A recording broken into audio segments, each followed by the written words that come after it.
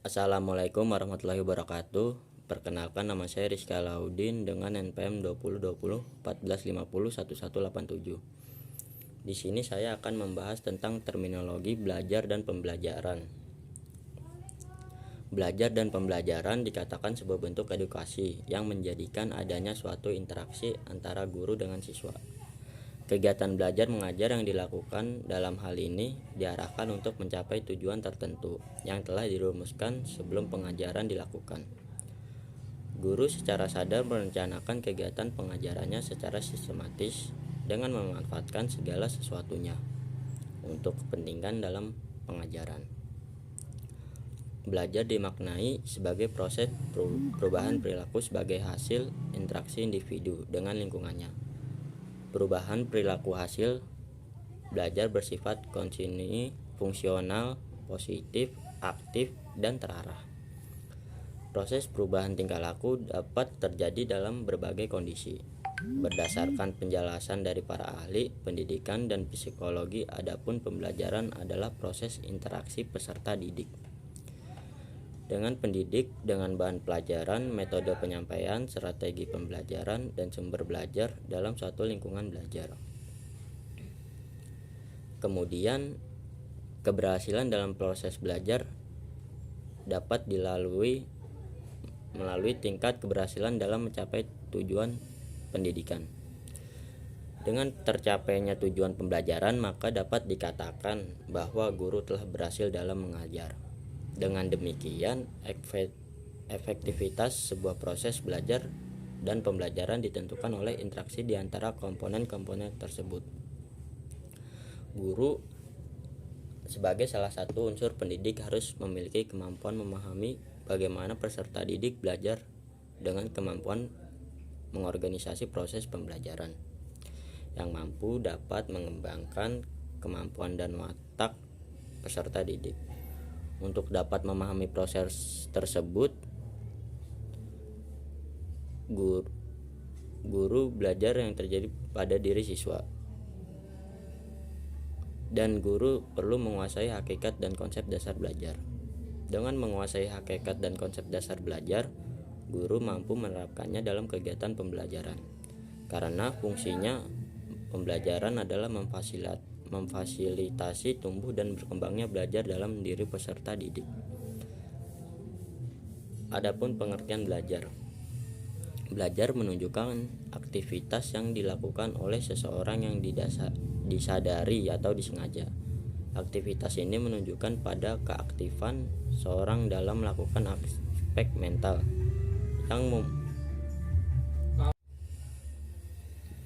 Pengertian belajar. Belajar menunjukkan aktivitas yang dilakukan oleh seseorang yang disadari atau disengaja. Aktivitas ini menunjukkan pada keaktifan seorang dalam melakukan aspek mental yang memungkinkan terjadinya perubahan pada dirinya. Dengan demikian, dapat dipahami juga bahwa suatu kegiatan belajar dikatakan baik apabila intensitas keaktifan jasmani maupun mental seseorang semakin tinggi. Sebaliknya, meskipun seseorang dikatakan belajar, namun jika keaktifan jasmaniahnya dan mentalnya rendah, berarti kegiatan belajar tersebut tidak secara nyata memahami bahwa dirinya melakukan kegiatan belajar. Tidak secara nyata memahami bahwa dirinya melakukan kegiatan belajar. Kegiatan belajar juga dimaknai sebagai interaksi individu dengan lingkungannya. Lingkungan dalam hal ini adalah objek yang tak lain memungkinkan individu memperoleh pengalaman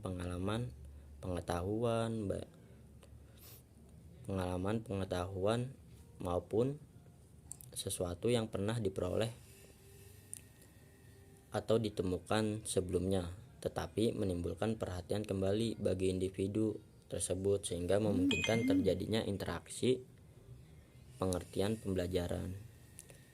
Pembelajaran pada hakikatnya adalah suatu proses, yaitu proses mengorganisasi lingkungan yang ada di sekitar peserta didik, sehingga dapat menumbuhkan dan mendorong peserta didik melakukan proses belajar. Pembelajaran juga dikatakan sebagai proses memberikan bimbingan atau bantuan kepada peserta didik dalam melakukan proses belajar. Peran dari guru sebagai pembimbing bertolak dari banyaknya peserta didik yang bermasalah dalam belajar. Tentunya banyak perbedaan, seperti adanya peserta didik yang mampu mencerna materi pelajaran, ada pula peserta didik yang lambat dalam mencerna materi pelajaran.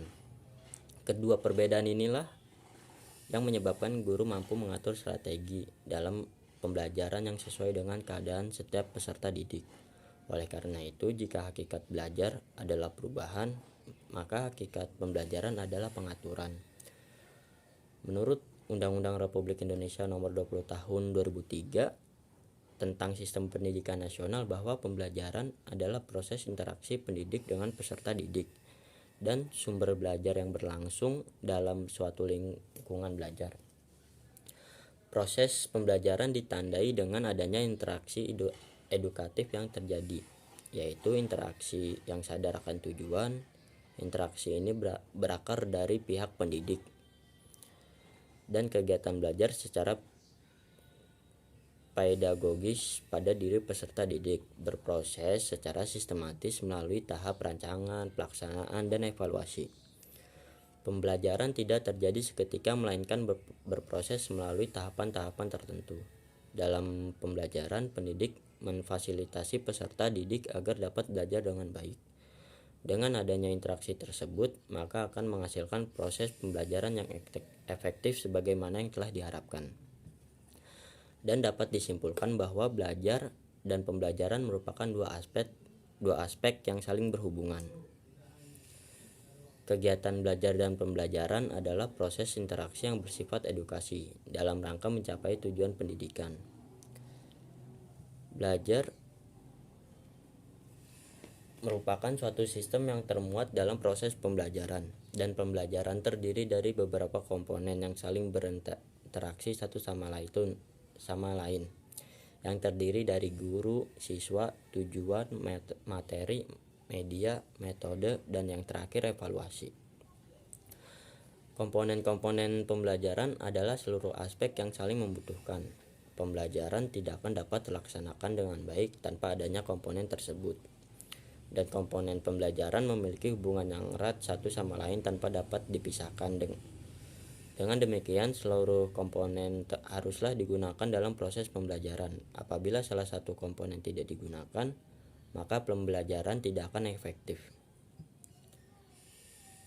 Sekian dari pembahasan saya tentang terminologi pembelajaran dan belajar. Jika ada pertanyaan, silakan berkomentar di kolom komentar. Kita diskusi lewat komentar. Terima kasih.